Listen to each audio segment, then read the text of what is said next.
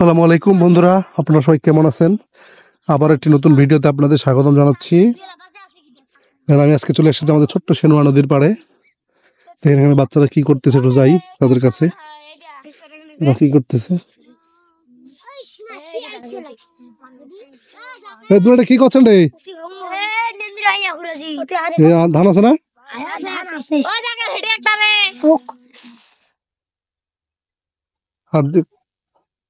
দেখেন সাবধানে।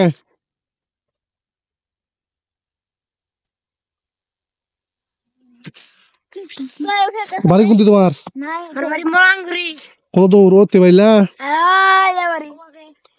বাবার সবাই তো ধান রোয়াতে নেই। দেখেন সাপটা রইবে, সাপ রইবার কিন্তু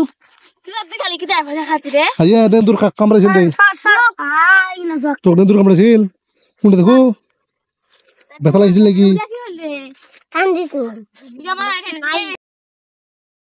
শিশুদের এই দুরন্তপনা আমাদের অনেক ভালো লাগে, তাই তো তাদের এই সুন্দর স্মৃতিটুকু আমি ধরে রেখেছি ভিডিওর মাধ্যমে। আপনারা যারা দেখতেছেন তারা অবশ্যই তাদের এই সময়টাকে অনেক মিস করতেছেন। আপনাদের সময়ে অনেক সুন্দরভাবে কাটিয়েছেন আপনারা এই ছোটবেলাটা। ডিসেম্বরের শেষে যখন স্কুল ছুটি হয়ে যায়, বার্ষিক পরীক্ষা শেষে কত না মনে আনন্দ লাগে।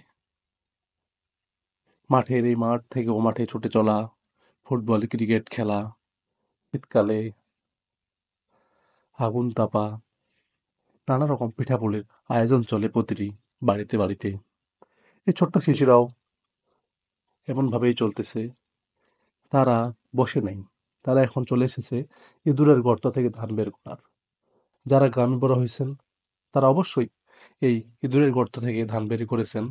তাদের এই ছোটবেলার স্মৃতি আপনার কখনোই ভুলবার নয়, কারণ এই স্মৃতি অন্তরে গেঁথে যায়, মনে আনন্দ জোগায়।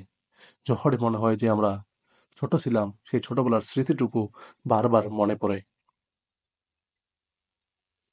কেউ বা ধান জড়ায়, এই যে নাড়াগুলো আছে এগুলা কেটে নিয়ে বাড়ি যায়, আগুন তাপে সারাক্ষণ।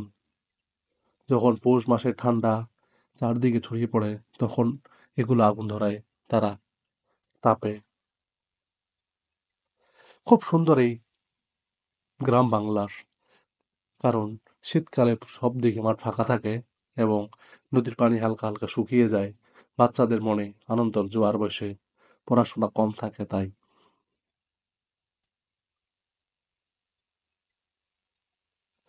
ছোট্ট শিশুদের এই দাপাদাপি আনন্দ মুহূর্ত আমার খুবই ভালো লাগে। আপনাদের কেমন লাগে অবশ্যই কমেন্টে জানাবেন।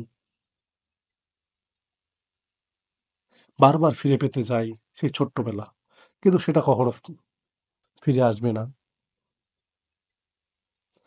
আর এখন বেশিরভাগ শিশুই মোবাইলে আসক্ত, তারা মোবাইলে গেম খেলায় ব্যস্ত। কিন্তু এই ছোট্ট শিশুরা তারা মাঠে ঘাটে ঘুরে বেড়ায়, ধান জড়ায়, ইঁদুরের গর্তে হাত দেয়, কিন্তু তারা নানা রকম বিপদের সম্মুখীন হয়, তবুও তারা দমে যাওয়ার পাত্র না।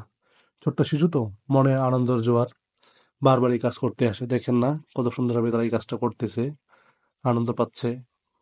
ধান পাক আর না পাক, কিন্তু তাদের অনেক আনন্দ যে আমরা অবশ্যই ধান পাবো, কারণ তাদের এই বিশ্বাসটুকু আছে যে ইঁদুর তাদের জন্য ধান নিয়ে গেছে তার গর্তে। এই সুন্দর মুহূর্তটাকে অনেক মিস করি।